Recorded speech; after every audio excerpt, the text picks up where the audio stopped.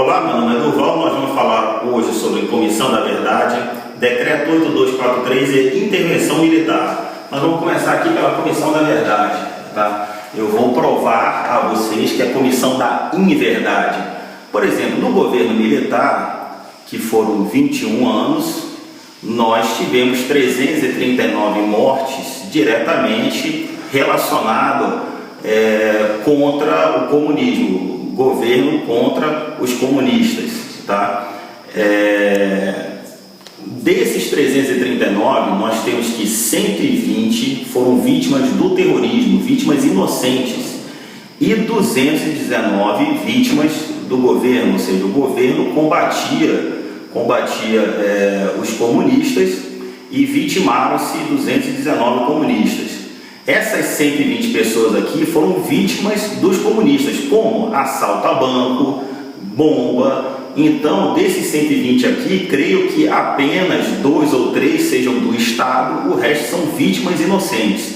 E dos 219 que o governo militar vitimou, todos eles eram comunistas, todos. Isso aqui dá uma média, está 16 ao ano. Outra coisa para vocês saberem de dado histórico, que nesse período nós tínhamos aqui no Brasil em torno de 9 mil assassinatos por ano. Foi o último ano registrado, o último ano do governo militar. Antes era menos, em torno de 6 ou 7 mil, e no último ano, nos últimos 2 anos era 7,5, depois passou para 9 mil, que é o mesmo número hoje, tá, dos Estados Unidos. Hoje os Estados Unidos, com uma população quase o dobro da nossa, tem ainda 9 mil assassinatos por ano, mantém esse número, né? No governo civil, em 12 anos, isso aqui eu vou falar de média agora, em 12 anos morreram 600 mil pessoas, 600 mil, é isso mesmo. Desde quando começou o governo Lula, morreram no Brasil 600 mil pessoas.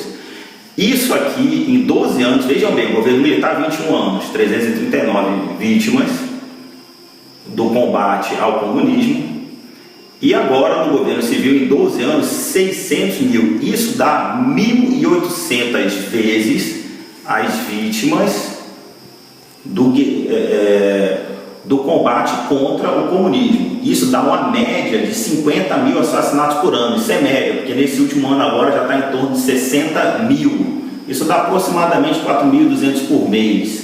Dá uma média de 140 por dia, mas hoje está dando 170 por dia, ou seja, a cada 2 dias é o equivalente a o que aconteceu em 21 anos de governo militar. Lembrem, esses 219 eram comunistas, eles estavam errados. A máxima do comunista, do gramicista, é colocar a culpa no outro do que ele fez. Então, eles querem imputar ao regime militar a morte de 219 comunistas, mas não querem que impute a eles 120 mortos civis. Não. Esses que morreram vítimas de bomba, de assalto a banco, eles não querem imputar contra eles. Contra eles, não, nunca, mas quer dizer que o governo militar durante 20 anos matou 219 pessoas que foram vítimas inocentes. Não eram. Primeiro, eles lutavam para conseguir o poder. Eles não lutavam pela liberdade nossa, eles lutavam pelo poder. E para isso assaltavam o banco, porque eles precisavam de dinheiro para subsidiar o seu movimento. E os militares, eles combatiam os comunistas por causa de dever de profissão, dever institucional, tá? Então, outra coisa para vocês saberem, esses 219 comunistas se transformaram em mais de 1.400, sei lá quantos, vítimas de tortura e outras coisas assim. Eles, só de indenização até hoje, conseguiram 4 bilhões.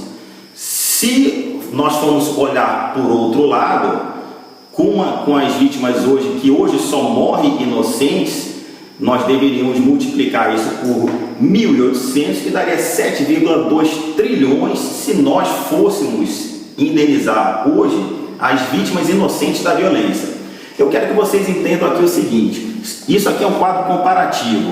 Nós temos 9 mil assassinatos por ano, na época do governo militar, isso aqui é equivalente a 9 mil. E nós temos 50 mil de média do governo civil, que dá mais ou menos isso aqui. Ora, esse quadro vermelho aqui e esse pequeno azul significa que na época do governo militar morria a maioria das mortes por assassinato ou morte violenta, melhor dizendo, tem até um erro ali, são mortes violentas por arma de fogo, melhor dizendo. A maioria em massa eram de bandidos e a minoria era de cidadão de bem. Por quê? Na época do governo militar, só no estado de São Paulo, o civil tinha 100 mil portes de armas na mão do civil. Hoje tem 80, não é 80 mil não, é só 80. Aí o que se transformou? A violência se transformou nisso aqui, 50 mil, sendo que a maioria das vítimas são cidadãos de bem e a minoria são de bandidos. Por quê? O bandido está armado e o povo não, tá? Então vocês tomem muito cuidado com isso. A comissão da verdade é a comissão da inverdade, é mentira. Só pelos números comparativos aqui, sem fazer muita matemática, vocês conseguem entender isso. Outra coisa, outra mentira, falando sobre nordestinos, que o nordestino é contra o sul é contra o nordestino, isso nunca aconteceu. Primeiro, que o maior estado do Nordeste chama-se São Paulo e a maior população do Nordeste também está em São Paulo. Eles sempre foram queridos e respeitados. Mas hoje o nordestino vive de bolsa, o que é muito prejudicial. Por exemplo, o nordestino é um povo naturalmente trabalhador.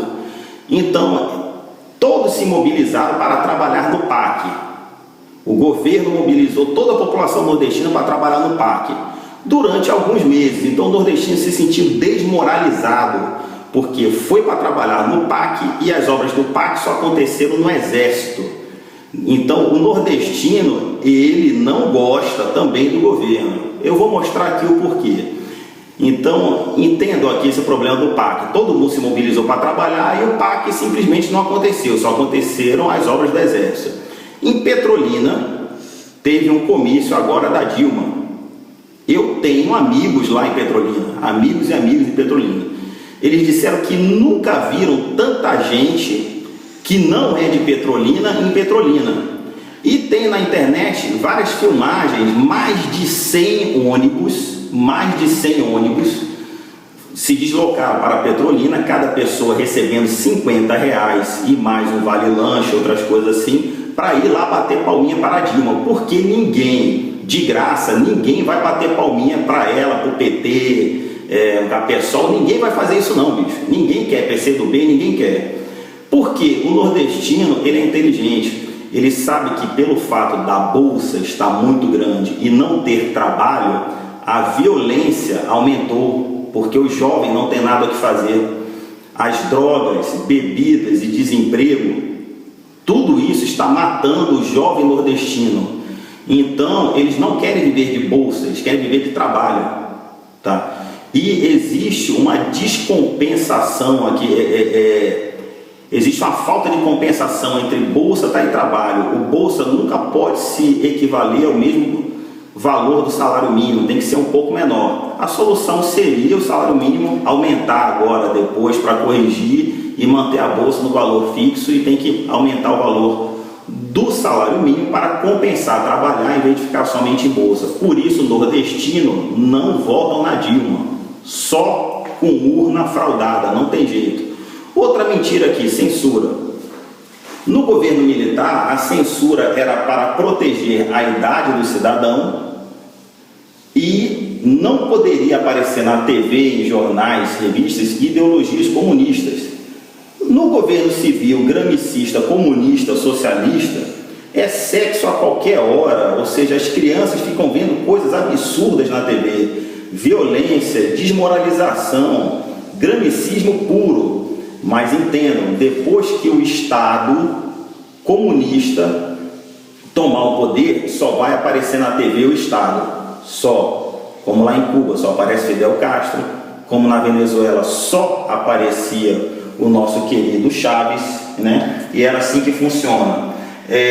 Uma coisa aqui importante, eu quero que vocês entendam, as urnas elas não são confiáveis e todo mundo sabe disso, né? Então, por exemplo, pesquisa de intenção, todo mundo sabe também que não funciona de forma alguma, através da pesquisa de intenção, margem para cima ou para baixo. Eu tanto posso ser o Brad Pitt como o George Clooney, ou então, utilizando a minha modéstia argentina, eu posso dizer que nunca eles chegarão aos meus pés. Então esquece isso. Pesquisa de voto, como eu estou mostrando aqui no caso a vocês, os nordestinos não votam nela. Esse problema da censura aqui também é falácia, é brincadeira, estão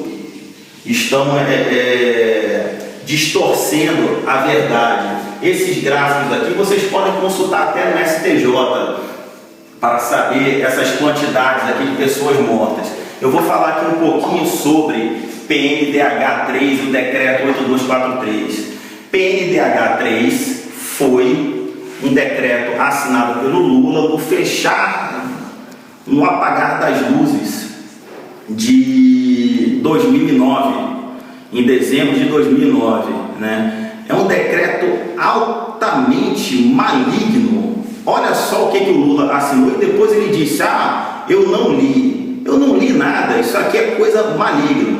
Primeiro, ele pregava a supremacia do executivo sobre o legislativo e o judiciário, ou seja, o presidente mandaria muito mais que o legislativo e o judiciário. Se ele não leu isso, que ele cancelasse. Ele não cancelou.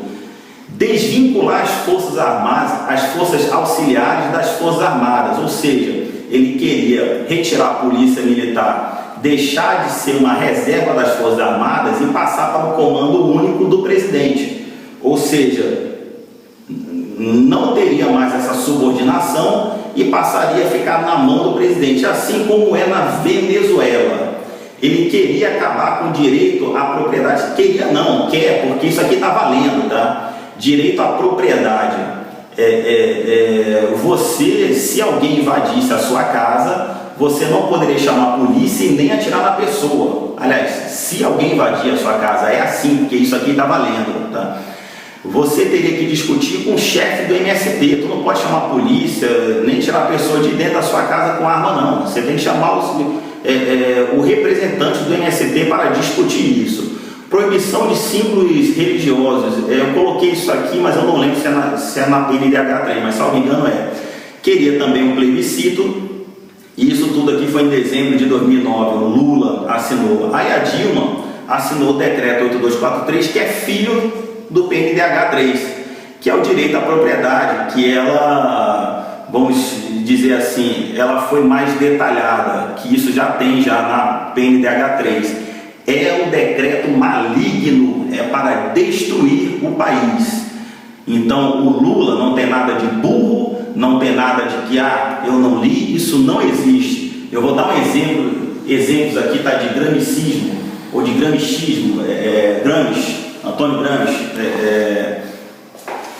Exemplo aqui, as Forças Armadas, eles estão desvalorizando através de achatamento salarial. Estamos defasados em mais de 100%, como exemplo, tá, que eu dei para todo mundo, que o sargento, que é um nível técnico, ele ganha entre 2.500 e 3 mil reais mais ou menos, e o nível técnico em qualquer outro setor público ganha em torno de 7 mil, né? Então está defasado mais de 100%.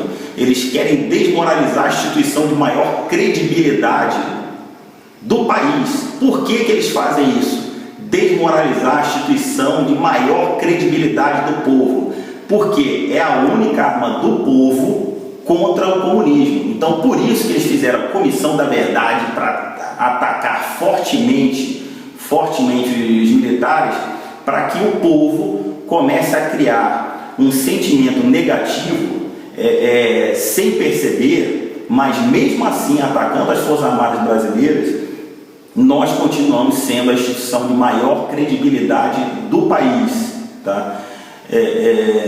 como eu tinha dado um outro exemplo também, se vocês estiverem no meio de uma confusão, né, e vocês virem um bando de políticos, um bando de MST, MTST e um grupo de militares, vocês vão correr para que lado? Lógico, vocês vão correr para a proteção e a credibilidade das Forças Armadas. Vocês não vão correr nem para um grupo de político e nem para um grupo de sem terra ou de qualquer outro movimento, né? Por exemplo, de gramicismo, um senador deixa queimar a bandeira do Brasil em local público e não faz nada. Essa desmoralização, ela tem motivo. É para que o povo não tenha mais noção do que é certo do que é errado. Então, isso é o que faz o Delcídio. O senador Delcídio Amaral, ele está tentando validar uma lei, tentando fazer com que essa lei entre em vigor, onde quem desviar dinheiro, por exemplo, você é um político, desviou R$1 milhão. Se alguém descobrir, esse dinheiro volta para o Brasil, você paga desconta do dinheiro que você desviou 5%, e com isso já dá a extinção da punibilidade, ou seja, você pode lavar dinheiro de tráfico, de droga, político pode desviar e não vai acontecer nada, porque do dinheiro que você desviou, ou seja, do dinheiro que você desviou, vai ser descontado 5% e não vai prender quem desviou o dinheiro. É o cúmulo do cúmulo do cúmulo. Lula afirmar que o povo cubano é mais digno que o brasileiro. Que isso? Que isso? Cuba, o pessoal vive na miséria. Cuba, o povo não tem nada.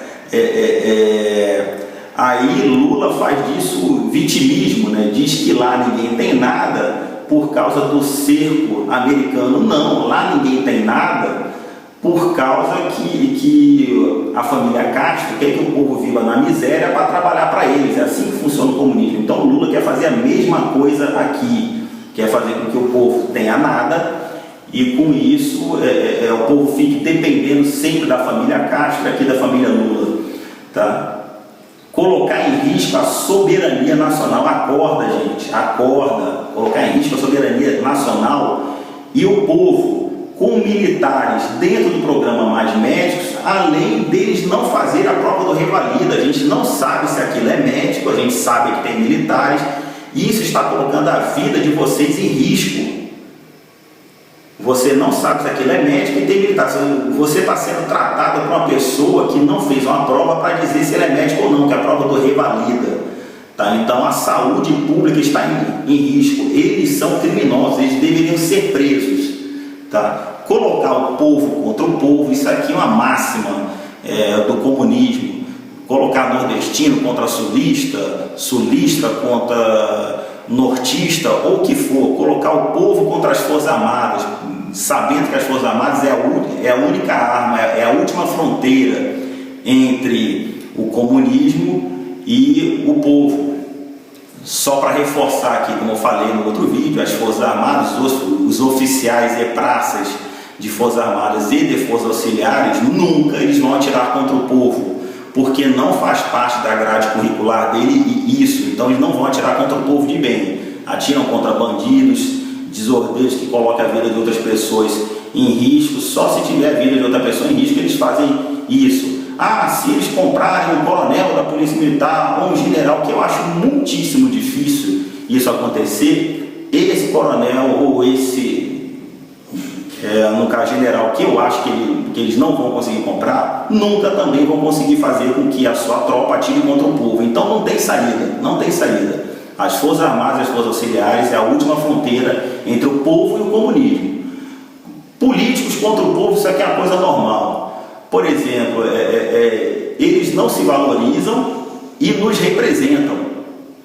Então o povo se sente desvalorizado porque quem representa eles também não tem valor, né? Políticos, na verdade, são gafanhotos. Eles comem, roubam, desviam todas as nossas riquezas com a certeza da impunidade. Essa certeza da impunidade vem porque eles não representam o povo. Então eles só fazem leis para proteger eles mesmos.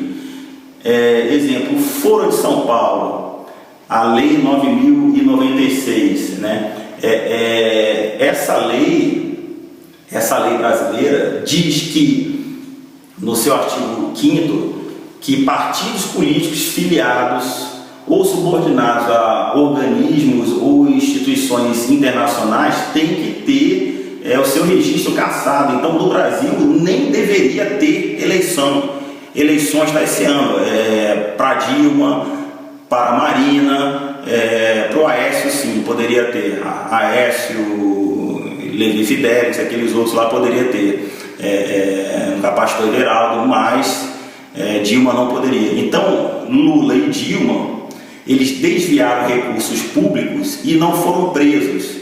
Isso mostra que o Estado está falido, significa que eles compraram tanto o Legislativo como o Judiciário. O Estado hoje não trabalha mais para o povo, trabalha para si mesmo. Mas lembrem, nós somos 201 milhões de habitantes e esses bandidos são no máximo 2 mil. Então é 100 mil habitantes contra cada um deles, lembre-se disso. Se eles conseguirem tomar o poder, o Lula vai utilizar de messianismo, vai ser o líder messiânico. Se ele morrer, o pessoal vai rezar, fazer orações para ele, como acontece lá com Chaves na Venezuela. Ele vai utilizar, vai sempre dizer, não, que a gente está sem comida, está sem dinheiro por causa do capitalismo americano e coisa e tal, e vocês só recebem 1 quilo de arroz por mês, mas eu vou conseguir aumentar. Aí daqui a 2 meses aumenta para 1,2 kg, e assim vai, o povo vai dizer, pô, ele está nos salvando. Não, ele está nos destruindo. Um exemplo fortíssimo de grandíssimo. Vamos falar um pouquinho de história. Sargento Max Wolff, na Segunda Guerra Mundial, era um sargento líder por natureza. Ele era voluntário para todas as patrulhas de noite, principalmente quando tinha recrutas. Ele ensinava, como era um sargento antigo, ele ensinava aos seus recrutas como se comportar durante a noite, durante a madrugada, para não ser morto pelos alemães. E com isso ele salvou a vida de dezenas, centenas de recrutas durante a Segunda Guerra Mundial. Um verdadeiro herói. Existe uma foto dele, da sua última patrulha. Pouco depois ele foi metralhado e morto durante a Segunda Guerra Mundial. Um herói altamente condecorado. Salvou a vida de dezenas, centenas de brasileiros. Um exemplo a ser seguido. Uma pessoa de altíssimo grau. Um herói brasileiro, um verdadeiro herói brasileiro. Morreu em combate salvando seus amigos. Mas vamos ver aqui a história da Dilma. Ela fica se comparando com a Aécio. Que a Aécio saiu de Minas para ir para o Rio de Janeiro, como se isso fosse crime. A Aécio era economista, não estou aqui defendendo a Aécio não. A Aécio era economista, foi trabalhar e tudo mais. E ela querendo dizer que a história dela de assaltar banco, jogar bomba, matar inocentes, é uma história muito mais digna do Aécio, porque estudou, foi de família, como se fosse um crime você estudar e trabalhar, né? Mas ela quer enaltecer que assaltou banco, que era uma terrorista, que fez tudo de errado. Não, se você apoia a história dela e não apoia a história de um brasileiro herói, você é um idiota, no mínimo um idiota. Ora, quais são as opções colocadas para a gente agora nas eleições? Nós temos aqui as opções: Dilma, Aécio, uma intervenção militar, assim como aconteceu no Egito e na Tailândia. Na Tailândia, a população no outro dia, quando a intervenção militar veio, a população acordou de espírito leve, porque todos os políticos foram presos. E enquanto o exército cuidava da administração, os problemas estavam sendo corrigidos. E qual é a quarta opção? A RAM. O que é a RAM? É o que aconteceu na Venezuela. O povo não fez nada, as urnas foram fraudadas, o candidato de esquerda venceu. E por que eu falo de RAM? A rã, se você jogar numa água muito quente, ela pula fora e sobrevive. Mas se a água for esquentando aos pouquinhos, bem pouquinho, a rã morre cozida. E isso é o que o granicismo faz. faz com que o povo perca a moral, seja desmoralizado e não tenha mais vontade de lutar contra tudo que está errado. Então, eu dou aqui a seguinte opção: se você é um cidadão de bem, se você não concordar com algum problema que possa acontecer domingo, eu tenho uma seguinte solução, ou uma seguinte proposta, ou uma seguinte sugestão. Se der algo de errado, todo mundo que for para as ruas dia 3 de novembro, segunda-feira, às 9 horas da manhã, vão estar pedindo uma intervenção militar. Nós temos que conseguir milhões de pessoas por todo o Brasil. Se algo de errado acontecer, guarda esta data. Então, se você é empresário, libere os seus funcionários, famílias de militares, civis, trabalhadores, desempregados, todos vocês, eu quero que vocês entendam: o programa Bolsa não será cancelado por nenhum candidato, nada disso será modificado, mas vocês têm que pensar no Brasil e não em vocês mesmos. Apenas se vocês querem mudar, se tudo der errado, dia 3 de novembro, 9 horas da manhã. Muito obrigado.